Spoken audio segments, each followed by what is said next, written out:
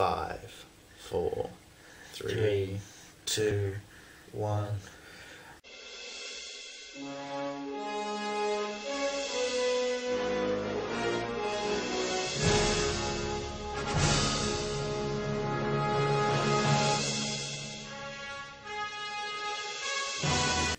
Okay.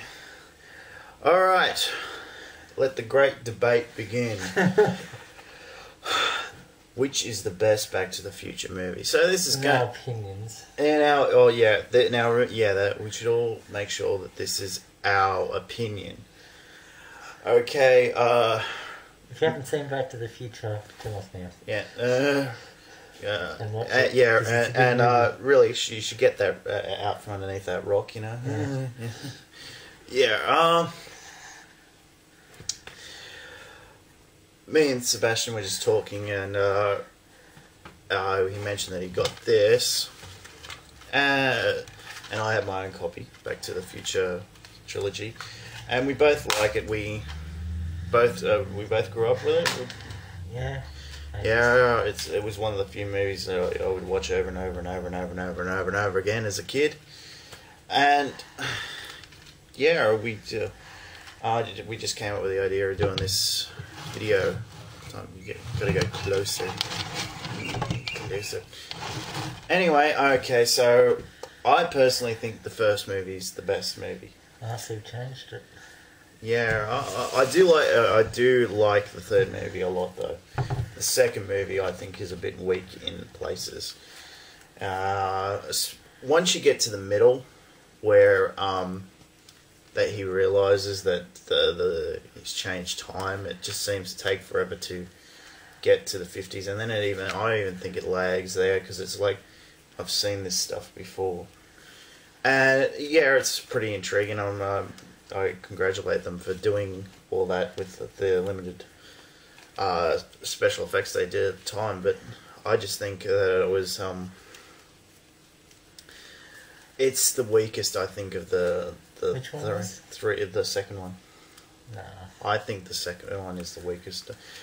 I think the first one is definitely the best. I can understand though with people talking about the third one and not liking it, but I reckon the first one is definitely the best one. The third one was okay, but I prefer like the linking in and the like seeing like the world is going to implode if they see each other and cause cosmetic effect.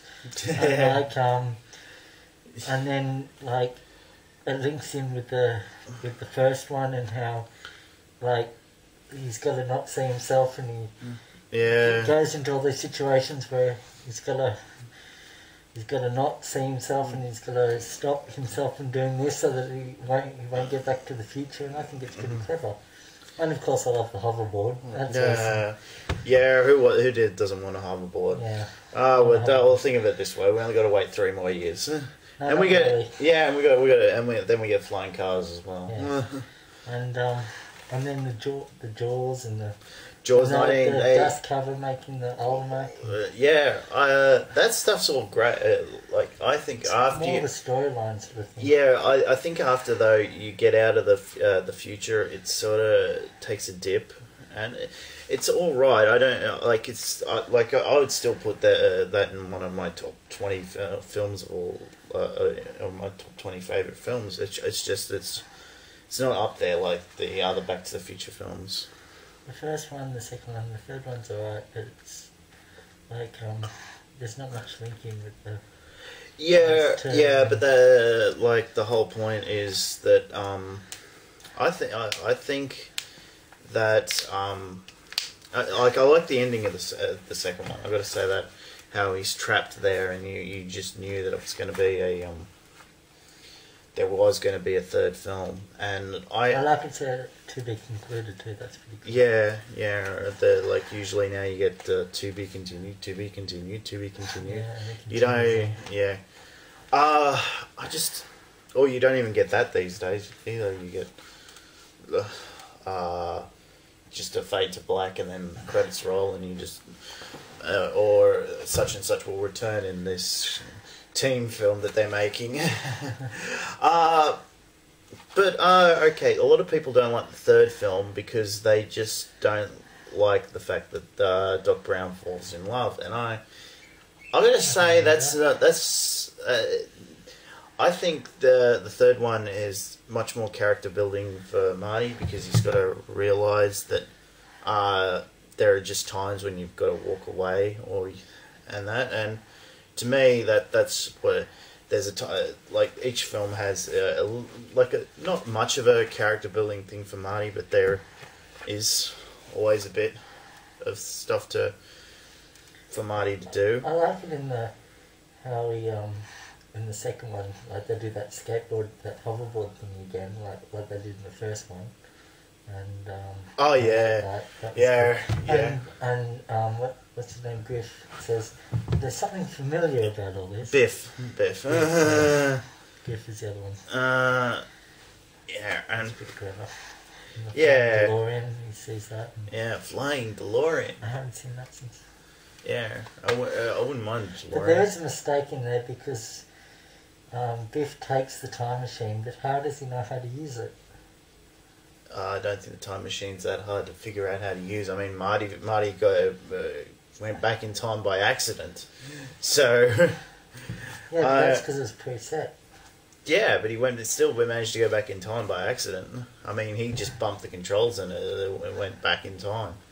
Yeah, but to get the exact time. But remember, he's got a time machine, so maybe he went back in time and told himself how to use it.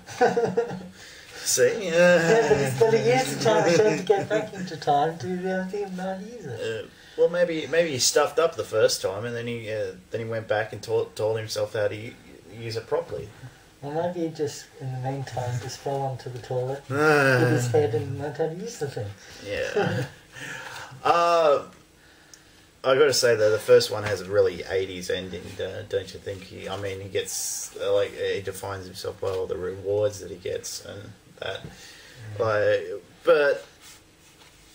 I look at it as well. The son redeemed his father. It's kind of like the relationship between Marty and his father, and that was good in the first one. And yeah, yeah, that was quite good.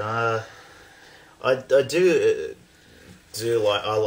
like trains, so I just really like the third one because of that. Especially when it turns into that time machine train. Or something along those lines. It sort of defeats the purpose because he was going to destroy the damn thing, and then he built another one out of a train. So yeah, but he says he's already been to the future. He's been to the past. So where does he go to after? Or does he go? I always thought he just goes into space. As soon as you get to the future, there's going to be more future ahead of that. So. Yeah. But he said he was going to destroy it, and he didn't. So I'm a bit disappointed with that. Yeah. But I don't think it's necessary. It's not just a time machine he uses. I mean, he creates a time machine so he can tell Marty that he's all right, and he just returns to the present with his Ted Danson's wife. He always does change change his mind because he says not to change anything, and he ends up with a bulletproof vest on. Yeah, so he goes, "What the hell?" I thought, "What the hell?" But then that would have been a sad ending, and they would have moved. Yeah. Well, I always ask him the question why too. Why? Yeah. And then of course, it's a race. The future's not set. Yeah. I prefer the second one, but the other two are pretty good. It's a good trilogy. Yeah, I do think it's one of the better trilogies. I don't think there is really a weak film in this set. Yeah. There are ones that are stronger than the others.